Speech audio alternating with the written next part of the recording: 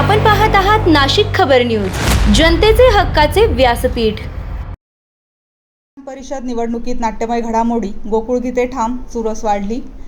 नाशिक विधानसभा परिषद निवडणुकीत उमेदवारी अर्ज माघारीच्या शेवटच्या टप्प्यात मोठ्या राजकीय घडामोडी घडल्या आहेत। अजित पवार यांच्या राष्ट्रवादी काँग्रेसचे जिल्हाध्यक्ष विष्णू म्हैसधुणे आणि प्रदेश सरचिटणीस गोरख बोडके यांनी आपली उमेदवारी मागे घेतली आहे। त्यामुळे निवडणुकीचे समीकरण बदलल्याचे चित्र निर्माण झाले आहे। दरम्यान भाजपचे माजी नगरसेवक गणेश गीते यांनी निवडणुकीतून माघार घेण्याची तयारी दर्शवल्याची चर्चा असताना त्यांचे बंधू गोकुळ गीते मात्र निवडणूक लढवण्याच्या भूमिकेवर ठाम असल्याचे स्पष्ट झाले आहे। गोकुळ गीते यांची उमेदवारी मागे घेण्यासाठी विविध स्तरावर प्रयत्न झाल्याची चर्चा राजकीय वर्तुळात रंगली। मात्र त्यांनी माघार घेण्यास नकार दिल्याने निवडणुकीत रंगत वाढली आहे।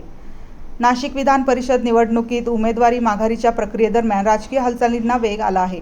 अजित पवारांच्या राष्ट्रवादी काँग्रेसचे जिल्हाध्यक्ष विष्णू म्हैसधुणे आणि प्रदेश सरचिटणीस गोरख बोडके यांनी निवडणुकीतून माघार घेतली। दुसरीकडे भाजपचे माजी नगरसेवक गणेश गीते यांनी माघार घेण्याची तयारी दर्शवल्याचे सांगितले जात असले तरी त्यांचे बंधू गोकुळ गीते निवडणूक लढवण्यावर ठाम आहेत। गोकुळ गीते यांची उमेदवारी मागे घेण्यासाठी शेवटच्या क्षणापर्यंत प्रयत्न झाल्याची चर्चा असून विविध नेत्यांकडून संपर्कही साधला गेल्याचे बोलले जात आहे।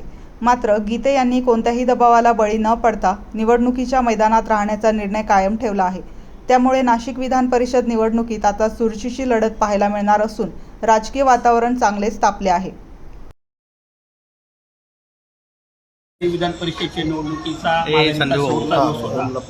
या ठिकाणी आमच्या मतदारसंघाचे आमदार खोसकर साहेब, या नाशिक महानगरीचे उपमहापौर विलास अण्णा शिंदे, तसेच आमच्या राष्ट्रवादी काँग्रेसच्या प्रदेशाध्यक्ष सुमित्रा वहिनी पवार यांचा आम्हाला फोन आला, प्रदेशाध्यक्ष तटकरे साहेबांचा फोन आला, नामदार भुजबळ साहेबांचा फोन आला, आपल्या राज्याचे उपमुख्यमंत्री एकनाथ शिंदे साहेबांचा फोन आला, खासदार श्रीकांत शिंदे साहेबांचा फोन आला, उद्योगमंत्री उदय सामंत साहेब आणि दादाजी भुसे साहेब माझ्या घरी आले होते स्वतः, आणि त्यांनी सगळ्यांनी विनंती केली होती की महायुतीचा धर्म पाळला पाहिजे। त्यामुळे आज या ठिकाणी आमचे विष्णुपंत म्हैसधुणे साहेब आणि मी स्वतः या ठिकाणी खुशीने कोणत्याही दबावाला बळी न पडता आम्ही फक्त महायुतीचा धर्म पाळण्यासाठी या ठिकाणी माघार घेतली। काय आपल्याला आश्वासन, तुमची नाराजी दूर झाली का? तुम्ही आरोप केले होते की विश्वासात घेत नाही, स्वतःच्या घरी आले, हाच माझ्या कार्यकर्त्यासाठी खूप मोठी गोष्ट होती।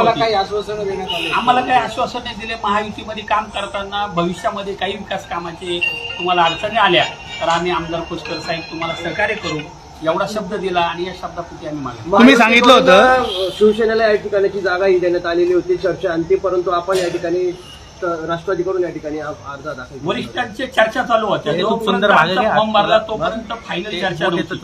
त्याच्या अगोदर आम्ही फॉर्म भरला, पण आम्हाला नंतर माघारीच्या दिवसापर्यंत आम्हाला अंतिम चित्र कळलं की ही जागा शिवसेनेला सुटली, म्हणून आदरणीय एकनाथ शिंदे साहेबांनी आम्हाला स्वतः सांगितल्यामुळं आम्ही या ठिकाणी आपणच बोललो की आम्हाला कोणी विश्वासात घेत नाही, माझी ठाम भूमिका आहे। 1 तारखेची परिस्थिती वेगळी होती, आज 4 तारीख आहे, 3 दिवसामध्ये परिस्थिती बदलली। तुम्हाला हेच सांगतो, स्वतः मंत्री महोदय आमच्या घरी आले आणि त्यांनी आमची समजूत काढली, म्हणजे महायुतीला भविष्यामध्ये तुम्ही महायुतीचे एक राष्ट्रवादी काँग्रेसचे पदाधिकारी म्हणून तुम्हाला आम्ही सहकार्य करू विकास कामांना, म्हणून आम्ही फॉर्म भरताना तुम्ही वरिष्ठांची चर्चा केली होती का याआधी? हो, फॉर्म भरताना आम्ही आमदार खोसकर साहेब आणि आम्ही आमच्या पक्षाचे अध्यक्षा सुमित्रा वहिनी पवार, तटकरे साहेब आणि भुजबळ साहेबांची भेटी घेतली होती। त्यांना आम्ही विनंती केली होती की आम्ही फॉर्म भरतो, भविष्यात तुमच्या वाटाघाटीमध्ये शिवसेनेला जर जागा सुटली तर त्यावेळेस तुम्ही आदेशाचं आम्ही पालन। तुम्हाला काही आश्वासन दिलं आहे का? काही भविष्यामध्ये जिथं संधी येईल त्या संधीचं तुम्हाला आम्ही योग्य न्याय देऊ असा फक्त पक्षश्रेष्ठींनी शब्द दिला। नाही, गिरीश भाऊंची आमच्या बरोबर चर्चा नाही झाली, पण आमची शिवसेनेची आणि आता जाहीर झालेली आहे। आता माघारीचा शेवटचा दिवस आहे, गणेश गीते यांची भूमिका काय? मी माझ्या भूमिकेवर ठाम आहे। मला जो पक्ष आदेश देईल त्याप्रमाणे मी या ठिकाणी माझी माघार घेईन। पक्ष आदेशाने सांगितलं निवडणूक लढा तर मी त्या ठिकाणी निवडणूक लढेल। माझ्या भूमिकेवर मी ठाम आहे। तुम्हाला काही पक्षाने माघार घेण्यासाठी काही शब्द दिला, तुम्ही मागितला? नाही, मी कुठलाही शब्द मागितला नाही। मी फक्त त्यांना सांगितलं की जर नाशिकमध्ये मला स्वतःला गेल्या 1.5-2 वर्षापासून खूप मोठ्या प्रमाणावर त्रास होतोय आणि मी मुख्यमंत्र्यांना विनंती केली की आपण स्वतः लक्ष घालून इथले लोकप्रतिनिधी ज्यावेळेस जनतेवर अन्याय करायला सुरुवात करते त्यावेळेस जनता सुरक्षित राहत नाही. मी देवेंद्रजींना विनंती केली की तुम्ही निश्चितपणे याच्यात लक्ष घाला. नाशिकमध्ये व्यापाऱ्यांची खूप वाईट अवस्था आहे आणि ती सुधारवली तरी नाशिकचा खूप मोठ्या प्रमाणावर विकास होईल, एवढंच मी त्यांना सांगितलंय त्या ठिकाणी. तुमच्या बंधूंचे काय नक्की कुठे आहेत काय नाही, तो माझ्या संपर्कात नाही. मी आता त्याच्याशी संपर्क करणार आहे. ते घेतील माघार काय मी विनंती करणार आहे त्याला, त्याचं बोलणंही करून देणार आहे.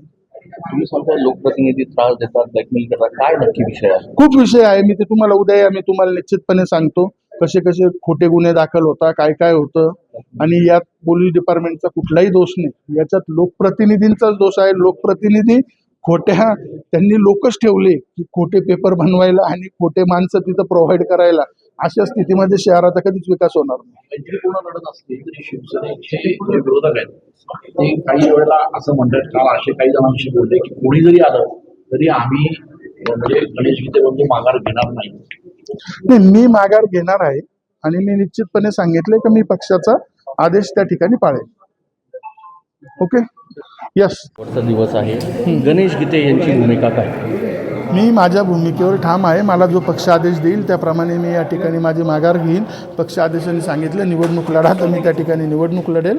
माझ्या भूमिकेवर मी ठाम आहे. तुम्हाला काही पक्षाने माघार घेण्यासाठी काही शब्द दिला, तुम्ही मागितला? नाही, मी कुठलाही शब्द मागितला नाही. मी फक्त त्यांना सांगितलं की जर नाशिकमध्ये मला स्वतःलाही गेल्या 1.5-2 वर्षापासून खूप मोठ्या प्रमाणावर त्रास होतो आहे आणि मी मुख्यमंत्र्यांना विनंती केली की आपण स्वतः लक्ष घालून इथले लोकप्रतिनिधी ज्यावेळेस जनतेवर अन्याय करायला सुरुवात करते त्यावेळेस जनता सुरक्षित राहत नाही. मी देवेंद्रजींना विनंती केली की तुम्ही निश्चितपणे याच्यात लक्ष घाला. नाशिकमध्ये व्यापाऱ्यांची खूप वाईट अवस्था आहे आणि ती सुधारवली तरी नाशिकचा खूप मोठ्या प्रमाणावर विकास होईल, एवढंच मी त्यांना सांगितलंय त्या ठिकाणी. तुमच्या बंधूंचे काय नक्की कुठे आहेत काय? नाही, तो माझ्या संपर्कात नाही. मी आता त्याच्याशी संपर्क करणार आहे. तुम्ही सांगता ते घेतील माघार काय? मी विनंती करणार आहे त्याला, त्याचं बोलणंही करून देणार आहे. तुम्ही सांगता लोकप्रतिनिधी त्रास देतात, ब्लॅकमेल करतात, काय नक्की विषय आहे? खूप विषय आहे. मी ते तुम्हाला उद्या मी तुम्हाला निश्चितपणे सांगतो कसे कसे खोटे गुन्हे दाखल होता, काय काय होतं. आणि यात पोलीस डिपार्टमेंटचा कुठलाही दोष नाही, याच्यात लोकप्रतिनिधींचाच दोष आहे. लोकप्रतिनिधी खोट्या त्यांनी लोकच ठेवले की खोटे पेपर बनवायला आणि खोटे माणसं तिथं प्रोव्हाइड करायला. अशा स्थितीमध्ये शहराचा कधीच विकास होणार नाही. मैत्रीपूर्ण लढत असली तरी शिवसेनेचे जे विरोधक आहेत ते काही वेळेला असं म्हणतात, काल असे काही जणांशी बोलले की कोणी जरी आलं तरी आम्ही म्हणजे गणेश गीते बंधू माघार घेणार नाही. नाही, मी माघार घेणार आहे आणि मी निश्चितपणे सांगितले की मी पक्षाचा आदेश त्या ठिकाणी पाळेल. Okay, yes. दाखल झालेले आहेत, गोकुळ गीते जे आहेत. नाही नाही नाही, आपण शब्द दिलेला आहे, ऐकून घे. आपली पक्षाची एक निष्ठा आहे.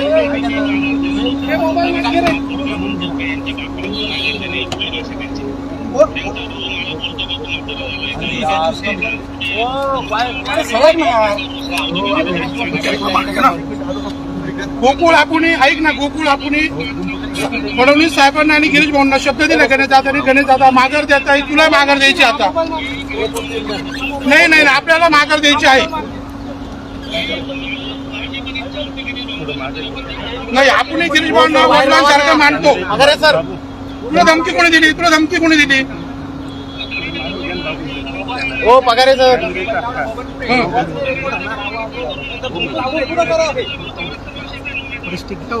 नाही, पण ते जाऊ दे. आपण भाऊंना शब्द दिलेला आहे, तू आणि माघार देऊन टाक. नाही, तुला बाकीचं माहित नाही. तुला यावं लागेल, माघार द्यावं लागेल. नाही, आपण पक्षाची एक निष्ठा आहे आणि आपल्याला माघार द्यायची.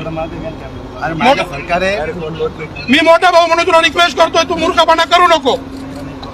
गणेश भाऊ बोलतोय तुझ्याशी. हॅलो.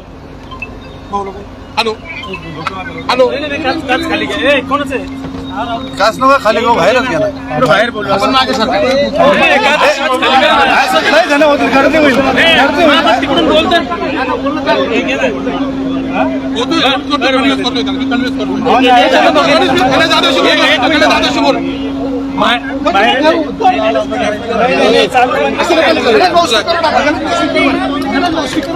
दाखवून तिकडे नको जाऊ.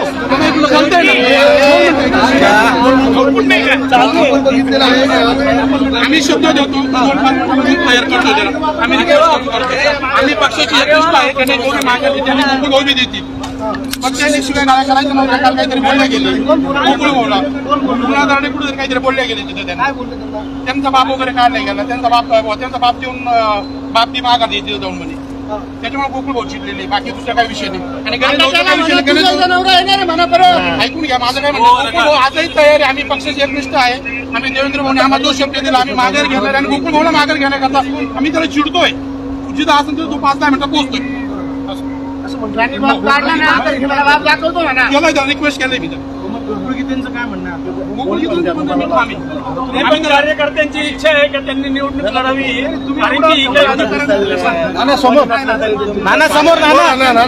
समोर मी त्याचा तिसरा भाऊ आहे. माझ्या शब्दाची ऐकलं दादा मी रिक्वेस्ट करतो त्यांना आणि आम्ही गिरीश भाऊ आणि देवेंद्र शब्द 100% मानणार आहे. त्याच्यामुळे त्यांना राग आलेला आहे. रेकॉर्डिंग पाठवली रेकॉर्डिंग ज्या पद्धतीने अधिकार मात्र ते ऐकत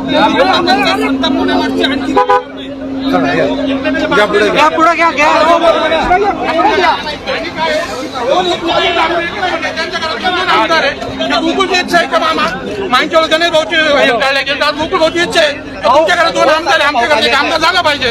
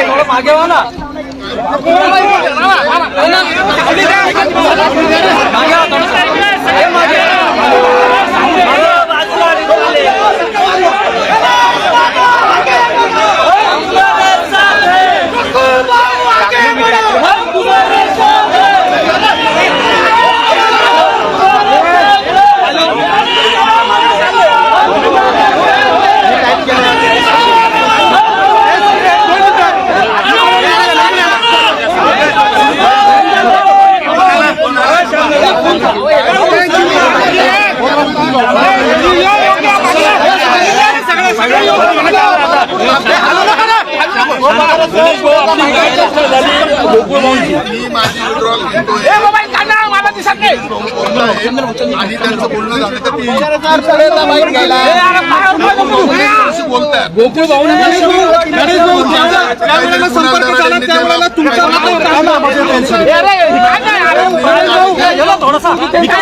तुमचा बाप काढला त्याच्यामुळे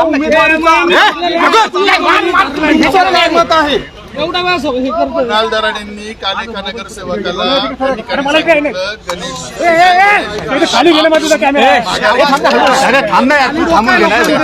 किशोर दराडेंनी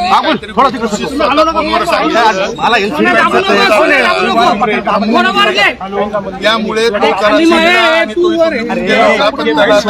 सांगताय आणि गिरीश काहीच माहिती अरे एलसीडी काढतो का आता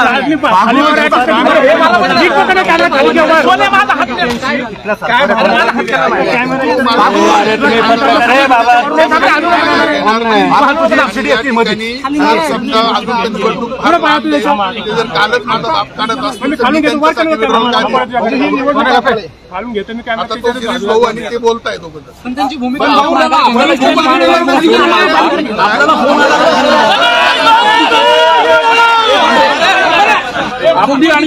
आणि चर्चा झाली का आता बोलताय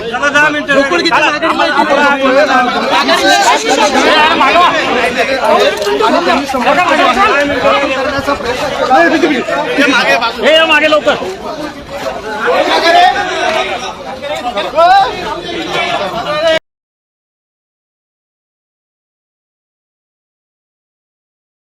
दागिन्यांची आवड आणि विश्वासाची जोड म्हणजेच मंडलिक बंधू सराफ. आमच्याकडे तुम्हाला मिळेल शुद्ध सोन्याची हमी आणि मन मोहून टाकणाऱ्या नवनवीन आकर्षक डिझाईन्स. तुमच्या जुन्या सोन्याला मिळवा अगदी योग्य दर आणि आमच्या सोप्या हप्त्यांच्या सुवर्ण बचत योजनेचा आजच लाभ घ्या. आमची नम्र आणि विश्वासार्ह सेवा तुम्हाला नक्कीच आवडेल. अधिक मासाच्या पवित्र पर्वानिमित्त खास फॅन्सी जोडवी, पैंजण आणि तुमच्या लाडक्या जावयासाठी वाण आमच्याकडे उपलब्ध आहे. तसेच मन प्रसन्न करणाऱ्या शुद्ध चांदीच्या देवदेवतांच्या मूर्ती, पूजा साहित्य आणि भेटवस्तूंचा खास संग्रह एकदा नक्की पहा. उत्तम गुणवत्ता आणि विश्वासाची खात्री. आजच सप्रेम भेट द्या मंडलिक बंधू सराफ यांना.